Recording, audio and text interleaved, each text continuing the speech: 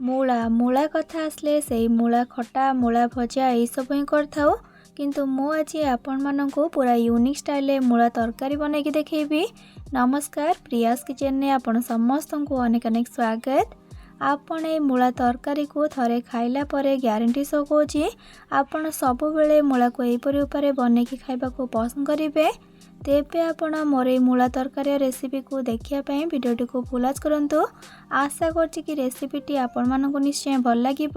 तेबे चलतु डेर न करी फटाफट रेसिपीटी बनैबा स्टार्ट करिबा।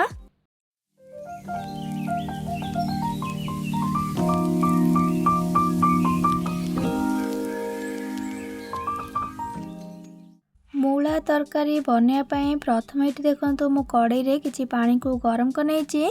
एबे सेथिरे आधा छोट चामच लुण आधा छोट चामच हल्दी गुंड पकेबा। ता सहित दौची ये मु 1 केजी मूला मूलार क्वांटिटी आप निज हिसाब से कम बेसी करके नहीं पारे।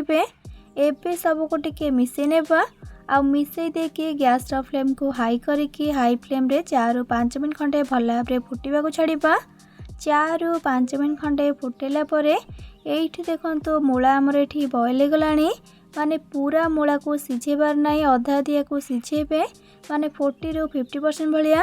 कारण जदि आम मूला को पूरा बॉयल करदेबा ताले जेते बेले आम तरकारी पाई मूला को ऐड करी किछि टाइम कुक करबा सेते बेले मूला एक्सेस पूरा सिझी जाएगी, पूरा भांगिकी गोली जीवो, खाइबा को एते टेस्ट लागिबोनी। सेथि पाई मूला को 40 ରୁ 50% भलिया सिझेबे। एमती सिझेकी तरकारी बनेबा द्वारा मूला तो आमर जहाँ सिझी थाए ता छड़ा मूलार कंचा पंटा मध्य चली जाई थाए।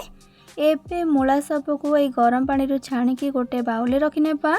ये जो बॉयल पानीटा ताको आम फोपाड़ानी, ताको आउ गोटे जगह को काढ़ी देकी साइड रखा पर यूज करने। एबे से सेम कड़े को गैस उपर बसैकी से दौची बेसी ना 1 छोट चामच रिफाइन तेल तेल भल भाव गरम हो गला तापर से ऐड करवा बॉयल करके रखिथिबा मूला सबको मूला सबको दे सारिकी गैस फ्लेम को मीडियम फ्लेम रे मूला को 3 मिनट खंडे भाजी नेबा। जेमती कि हल्का आमर मूला ट्रांसपेरेंट होगी भल भाव भाजी जीव। मीडियम फ्लेम रे 3 मिनट खंडे भाजला परे एठी देखंतु मूला आमर भल भाव भाजी गलानी। एबे आको अधिक न भाजिकी ताको से बाउल को काढ़ी देकी साइड रखिबा। से सेम कड़े रे दे देबा गोटे बड़ चामच रिफाइन तेल बा आपण रिफाइन तेल बदले सोरिष तेल मध्य यूज करि परिबे। तेल भल भाव गरम हो गला परे सेथिरे 1/3 टीस्पून पकेबा सोरिष फुटीगला से दौची गोटे बड़ चामच अदा रसुण कंचा लंकार छेचा, 1 इंच अदा 15 ରୁ 20 कला रसुण 3 ରୁ 4ଟି कंचा लंका को छेचिकी ये मुझे बा आपन चाहे अदा रसुण कंचा लंकार पेस्ट नहीं पारे। किंतु बटा मसला अपेक्षा छेचा मसला रे अधिक टेस्ट लगी थाए। एबे सबको भलसे मिसई नेबा गैस फ्लेम को लो टू मीडियम करके 1 मिनट खंडे भल भाव कंटिन्यूअसली मिक्स करके कषि नेबा। टिके यहाँ भाजी गला परे तापर से गोटे मीडियम साइज पियाज को फाइनली चॉप करके काटिकी पकेबा गैस फ्लेम को मीडियम करके मीडियम फ्लेम रे पियाज को आम 4 ରୁ 5 मिनट खंडे भल भाव पूरा भाजी नेबा। जेमती कि पियाज आमर लाइट गोल्डन ब्राउन कलर की भाजी जीव। मुझे जहाँ भी सब इंग्रेडिएंट ऐड करी 1 केजी मूला पाई आपण से हिसाब रे देखिकी मूलार क्वांटिटी हिसाब रे मसला मसली कम अधिक करके नेबे। किछि टाइम भाजला परे एठी देखंतु पियाज आमर एबे लाइट गोल्डन ब्राउन कलर की भल भाव भाजी गलानी। एपरी पियाजटा भाजी गला परे तापर सेथिरे आम ऐड करबा गोटे मीडियम साइज टमाटर बटा ता सहित दबा में आधा छोट चामच काश्मीरी लंका गुंड, आधा छोट चामच धनिया गुंड, आधा छोट चामच जीरा गुंड, आधा छोट चामच गरम मसला गुंड, 1/3 टीस्पून हल्दी गुंड स्वाद अनुसार लुण ता सहित हाको भाया दौजी ये मु पानी लुण हल्दी गुंड टिके आपण ये कम करके ऐड करेंगे कारण आम मूला को बॉयल कला बेले से ऑलरेडी लुण हल्दी गुंड पकई थिले। एबे सबको भलसे मिक्स करनेबा गैस फ्लेम को लो करके 4 ରୁ 5 मिनट खंडे कषि नेबा। 4 ରୁ 5 मिनट पर एठी देखंतु मसला आमर एबे भल भाव कषि गलानी सेथिरु तेल मध्य छाड़िबा स्टार्ट हेलानी।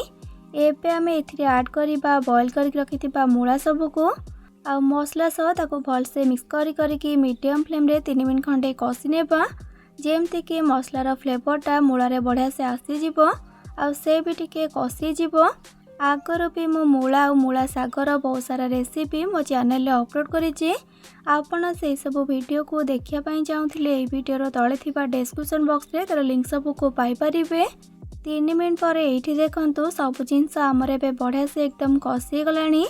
एबे याको अधिक न कसिकी सेथिरे एबे हमें ऐड करबा ग्रेवी पई पानी। को पानी आमे एठी ऐड करबा ना जो मूलार बॉयल पानीटा आमे रखिथिले से पानी को आमे एठी ऐड करबा। पानी एठी आपण निज हिसाब रे देई परिबे जेते कि आपण तरकारी रो कंसिस्टेंसी को मोटा पतला रखिया पई चाहुथिबे। पानी को देकी सब को भल से एठी मिक्स करनेबा। आ मिक्स कर देकी गैस रा फ्लेम को हाई करके हाई फ्लेम रे तरकारी को भल भाव रे फुटीबा को छाड़ीबा। 4 ରୁ 5 मिनट पर एठी बे देखंतु ग्रेवी टा हमर फुटीबा स्टार्ट हेलानी। एबे हमें गैस रा फ्लेम को लो टू मीडियम करबा। आ याको कवर करनेबा पाखापाखी 10 मिनट पाई बा मूला भल भाव रे सिजिबा जाय याको फुटे नेबा। 10 ରୁ 12 मिनट पर एबे कवर को काढीबा। एठी देखंतु तरकारी एबे हमर हे आसलानी। मूला भी भल भाव रे ठी सिजी गलानी। आ हल्का हल्का ग्रेवी मध्ये अछि जेते कि मते तरकारी रो कंसिस्टेंसी दरकार थिला। जदि आपनको याठू आउरी कम ग्रेवी दरकार तेबे आपण आउ किछि टाइम याको फुटै परिबे। एबे शेषरे खाली किछि कटा धनिया पत्र को पकेकी सब को मिक्स करके गैस रो फ्लेम को ऑफ करनेबा। एठी हमर एबे प्रस्तुत हो गेला अति स्वादिष्ट मूला तरकारी। तेबे आपण मोर रेसिपी को घरे थरे नियाते आपरे बने के ट्राई करंतु। आ बने के खाइ सला परे किपर लागिला कमेंट सेक्शन में जणाय पई जम्मा भी भूलिबेनी। भल लागिथिले प्लीज वीडियो को लाइक करिवे सांग मानक सहित शेयर करिवे। चैनल नुआ थिले प्लीज चैनल को सब्सक्राइब करनेबे। आ पाखरे थिबा छोटो bell icon all option click करिवे जादुरा मो अपलोड करथिया मो समस्त वीडियो नोटिफिकेशंस आपण सर्वप्रथमे पाई परिबे। तबे आजि पई रहउची पुणी आसीबी नुआ कर आसीबी नै कि से पर्यंत रहली। Love you all. जय जगन्नाथ।